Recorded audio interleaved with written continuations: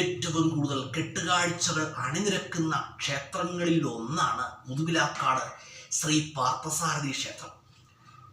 നാളെ മുതുവിലാക്കാട് ശ്രീ പാർത്ഥസാരഥി ക്ഷേത്രത്തിൽ തിരുവുത്സവമാണ്.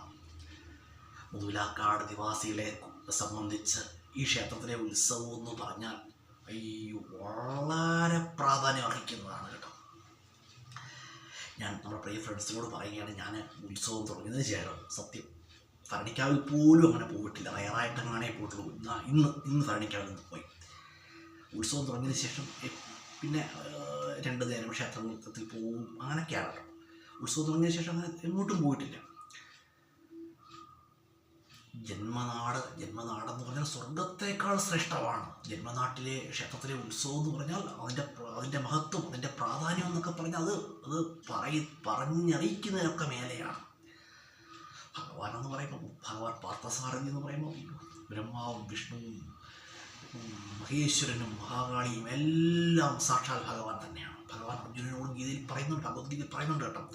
പറയുന്നുണ്ട്, അർജുന, സൃഷ്ടി നടത്തുന്ന ബ്രഹ്മാവും പരിപാലനം നടത്തുന്ന വിഷ്ണുവും അതുപോലെ തന്നെ സംഹാരം നടത്തുന്ന മഹേശ്വരനും ഈ ഞാനാകുന്നു എന്ന് ഭഗവാൻ ഗീതയിൽ അർജുനനോട് പറയുന്നുണ്ട്. ഭഗവാൻ ആരോടും യാതൊരു പ്രത്യേകതയില്ല. ഭഗവാന് പണ്ഡിതനും പാമരനും ധനികനും ഭിക്ഷക്കാരനും എല്ലാവരും ഭഗവാന് മുമ്പിൽ അവരെല്ലാം സമന്മാർ തന്നെയാണ്.